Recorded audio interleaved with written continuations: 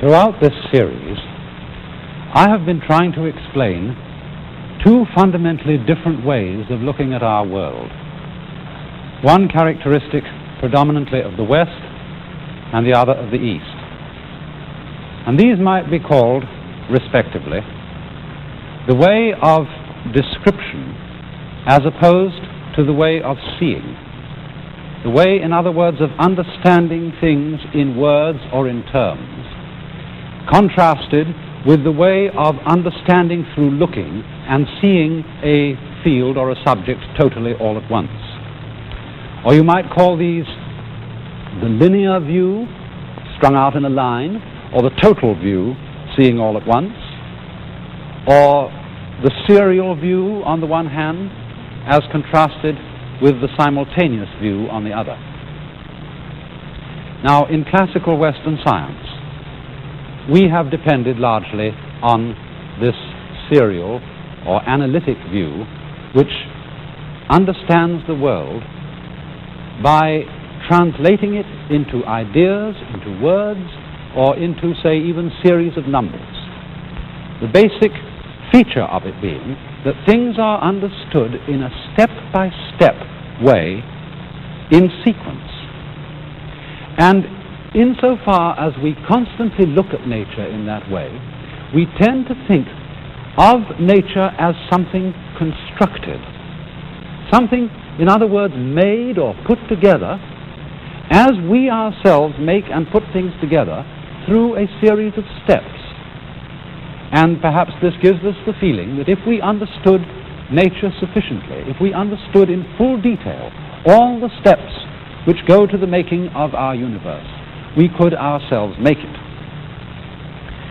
Now, it's here, you see, that we get a very fundamental contrast between East and West, and especially through Chinese and Japanese ideas of the formation of nature.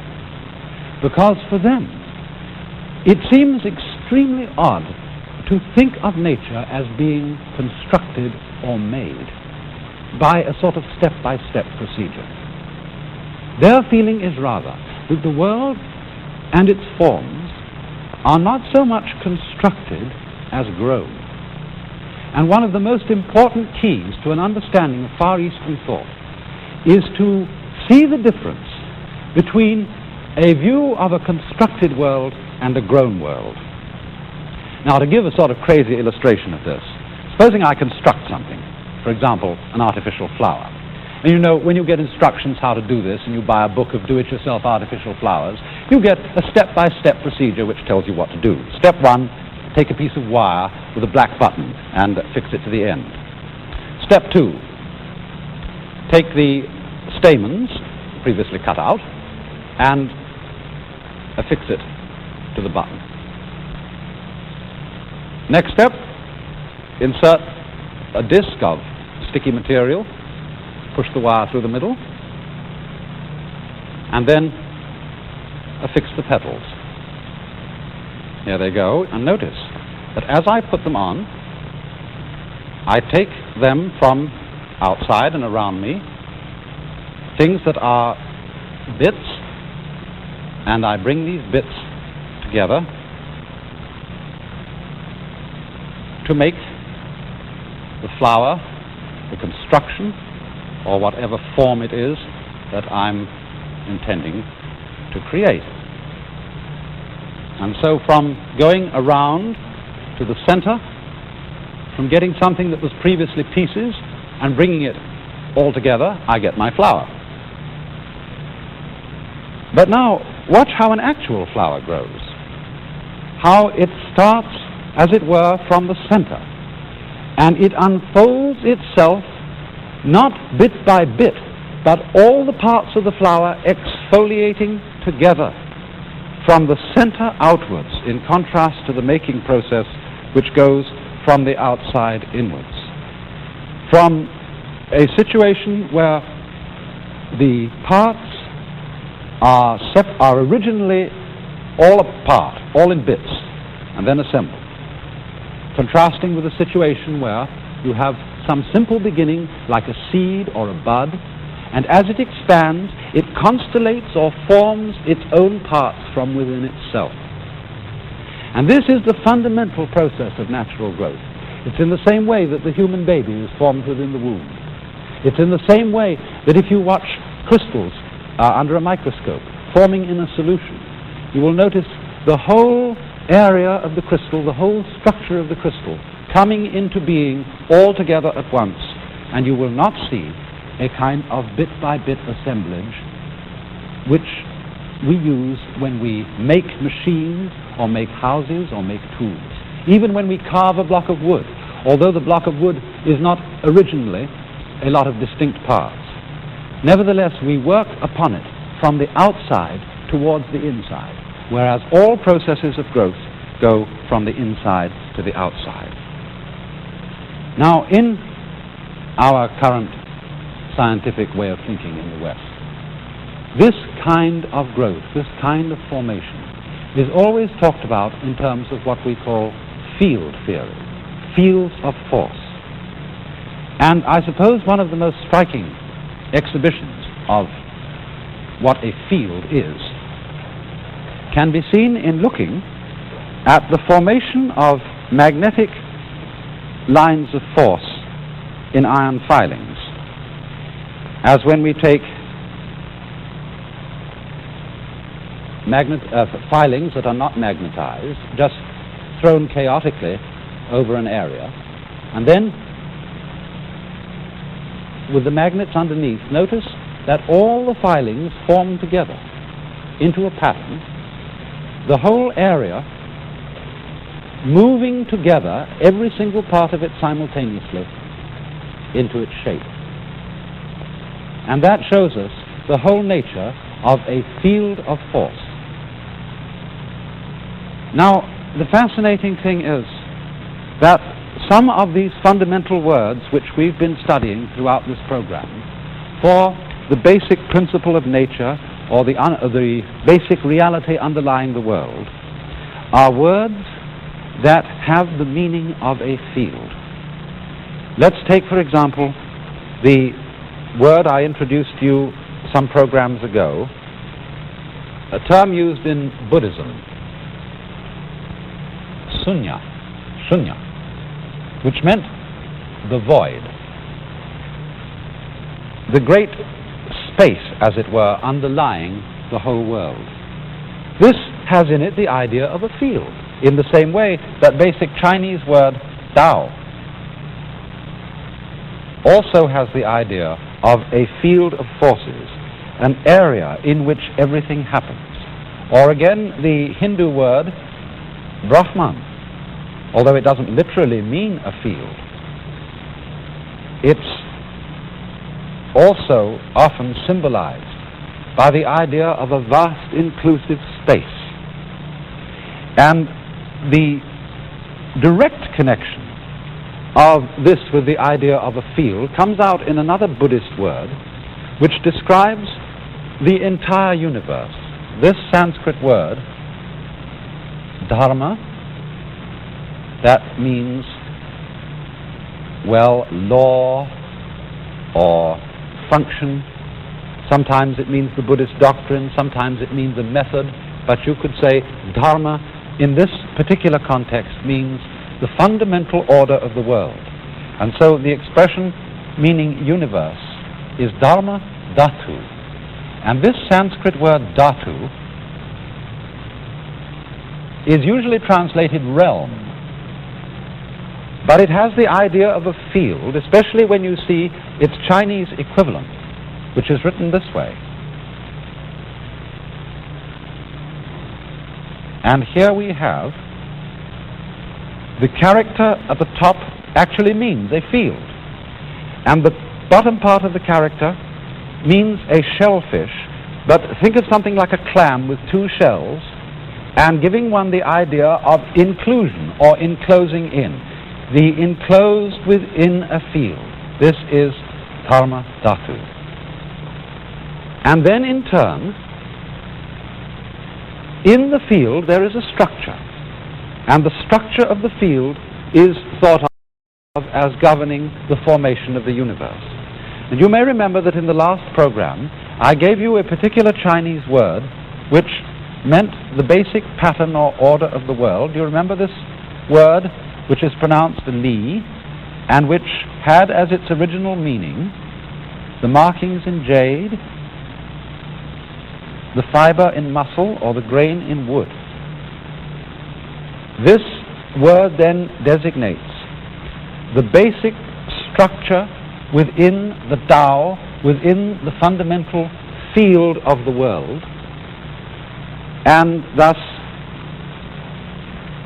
its order, which can be, as it were, understood by looking at it, but is too complex, too much happening so fast altogether at once for us ever to be able to analyze it in the relatively clumsy language of words. Now thus, you see, it seems to us that that order is enormously complex. The order of nature, the order of beauty, the order of ethics, all these kinds of orders, they're for us when we try to think about them bit by bit. But actually, this order is only a complicated order when we try to think about it. I mean, it's very simple, isn't it, to drink water if you put it in a cup or a glass and toss it down. But it would be extraordinarily complex if one tried to drink water with a fork. And in the same way, the world and the order of the world, the activity within the field, seems incredibly complicated to us when we try to translate it into thinking and into words.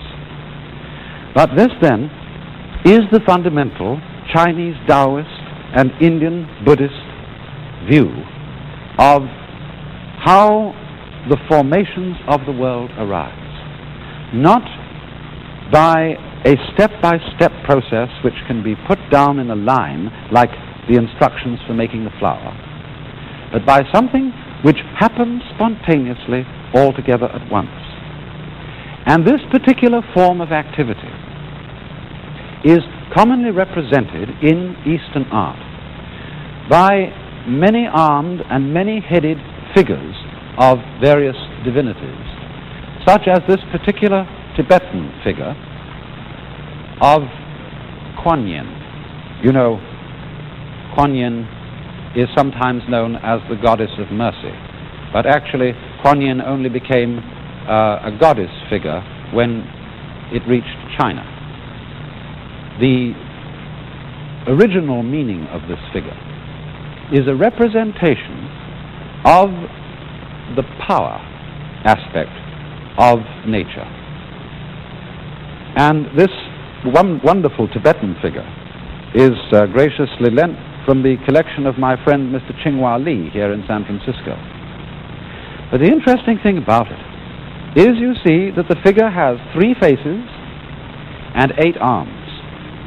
And you might think that that presents an incredible problem of coordination. But isn't it really the same problem that we have in being alive in the simplest and most fundamental way? Our own bodies, without our thinking about it at all, are doing all kinds of things all together at once, and we don't have to stop to think about it. You remember the little rhyme, thinking of creatures with many arms, the little rhyme that says, "The centipede was happy quite, until a toad in fun said, 'Pray, which leg goes after which?' This worked its mind to such a pitch, it lay distracted in a ditch, considering how to run." And you may have noticed that the same thing can happen to us when we think too hard about how we breathe. Or if you're doing something to which you're accustomed in quite a mechanical way, like knitting or tying your necktie, when you begin to think about it too hard, you get balled up and you start dropping stitches. And so one might ask, how is it possible for Kuan Yin, this figure that we have seen, to use so many arms, to use so many faces, so many eyes? It's the same question. How can the centipede use so many legs? How can we make our bodies function, all the different parts of it going together at once without our having to think about it at all? And the answer that the Eastern world would give is that it happens because it is a field of forces. It is, in other words, a process that's going on, not governed by a boss, but a process that is self-governing. Because, you see, their idea of nature corresponds, perhaps we would say, to a democracy rather than a monarchy. In a monarchy, we have a political type of order where one mastermind is telling all the other people what to do. But we are aspiring, aren't we, in a democratic kind of political setup, to have something that is not so much like a monarchy as it is like a living organism, which is self-governing, where all the parts develop independently and yet harmoniously in terms of the pattern in a field. And so, speaking of the fundamental principle behind the world, old Lao Tzu, you remember him? I write his name down again, just in case you forget this rather difficult Chinese pronunciation, Lao Tzu, the founder of the Taoist philosophy, who's said to have lived about 600 BC, but probably lived much later. He said, speaking of Tao, the great Tao flows everywhere, both to the left and to the right. By it all things come into being.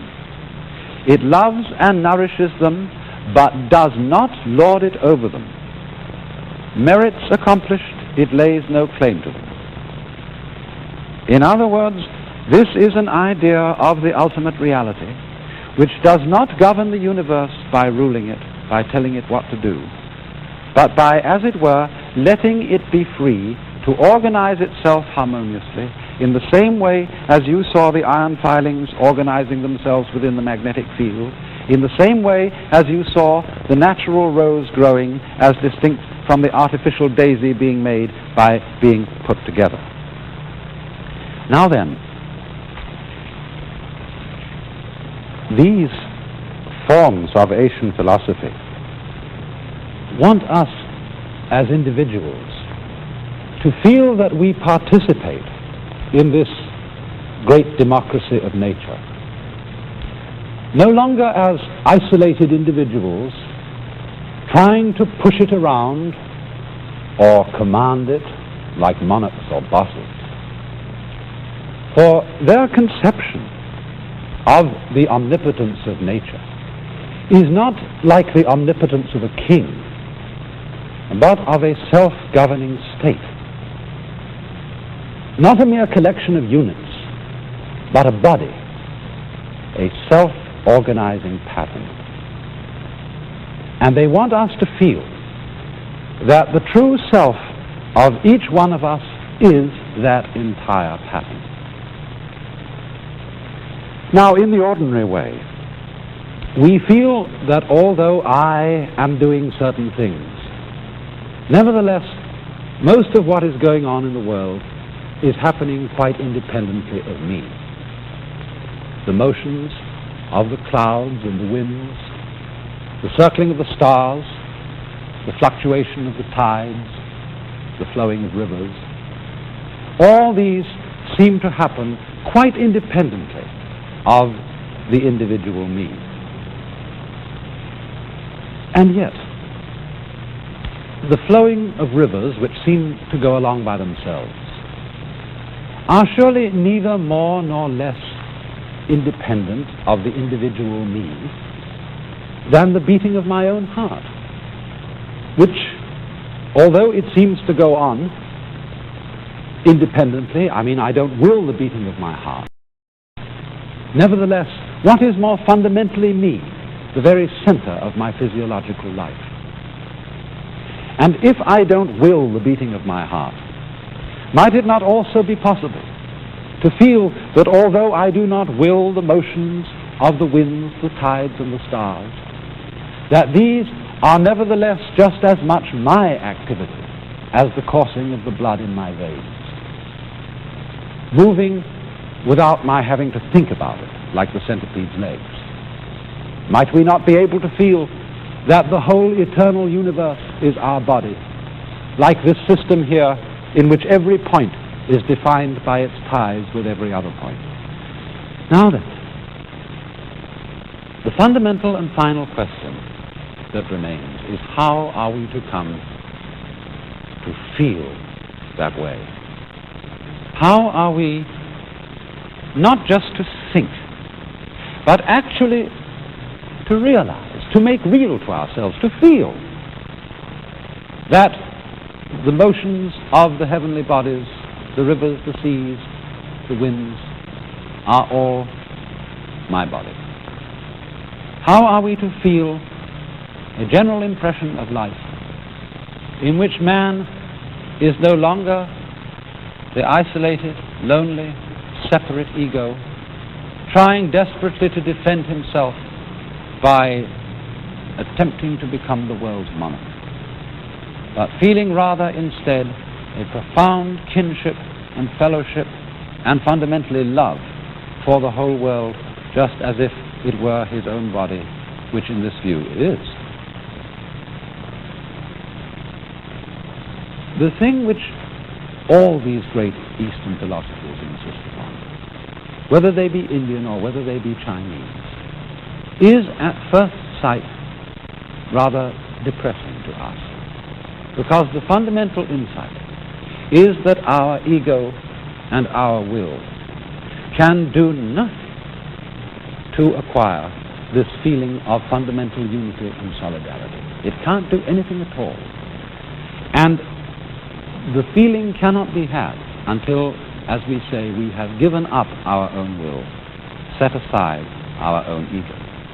This, after all, too corresponds with the basic Christian insight, where, as for example, Dante says of the will of God, in his will is our peace. Or, as another Christian writer says, our wills are ours to make them thine. In all the great religious traditions of the world, there is the recurrent theme of self-surrender, of giving up oneself. Now, at first sight, this seems something spineless. This seems something weak and namby-pamby, and as if, you know, the Marxists always say the religion is the opium of the people. And they validate their point of view by saying, look, religion always tells people to give up their will. That's so that the tyrant can push them around. The nasty capitalists can make them do what they want. But they forget that in the giving up of our own will, we do not surrender power, we gain power. Because in the giving up of our own will, we are, as it were, making ourselves an empty channel through which a greater power than our own can pass through. Lao Tzu said, you know, the usefulness of a window is not so much in the frame as in the empty space through which something can be seen. And so in the same way, you might say that the power of a human being is not so much in his particular individual identity as in a certain kind of emptiness through which something can flow. And so all the great religions of the world, and most especially those of the Asian world, have as their deepest insight the principle that man comes into his own and finds his true power in standing out of his own way, in getting out of his own light. And this involves, as I said, the surrender of our own will. But you see, always the problem is, how does the will surrender the will? There is a Chinese saying that when the wrong man uses the right means work in the wrong way. In other words, if I'm the wrong man, that is a willful, selfish, domineering person. Anything I do to give up my will be motivated by my fundamental selfishness. I shall be, in other words, like a clever woman who wants to get her man, but she knows that this particular man always runs away if you go after him. So she acts as if she doesn't want him. She gives him up, apparently, but her real motive is, of course, to get him. And therefore, she is just, as it were, playing a trick. It's a kind of clever feminine wile or deceit. And so in the same way, if we say, now, I'm going to surrender my ego, I'm going to be unselfish, I'm going to give up my will so that I can become one with God, or so that I can feel this splendid fellowship with the whole universe and feel that my identity is no longer lonely little me, but all. I shall have as the fundamental motive doing it, after all, for my own advantage. After all, because this is a new way of finding spiritual and psychological security. And so, because it is basically insincere, it won't work. And therefore, what is at first sight depressing about Eastern insights into this matter is not only that our will, when it is aggressive and assertive, stands in the way of this understanding. It also goes on to say that we cannot even surrender our wills on purpose, and that when it becomes perfectly clear to us that there is nothing at all that we can do about it, either positively by trying to achieve something, or negatively by giving ourselves up, this is the fundamental deflation of our ego and its whole domineering quality. This is the limit. At this, it doesn't give itself up. It sees that it has no alternative but to give up. And from the emptiness, the silence, the feeling of impotence that follows this, the whole vision of a united world bursts like a flower from its bud.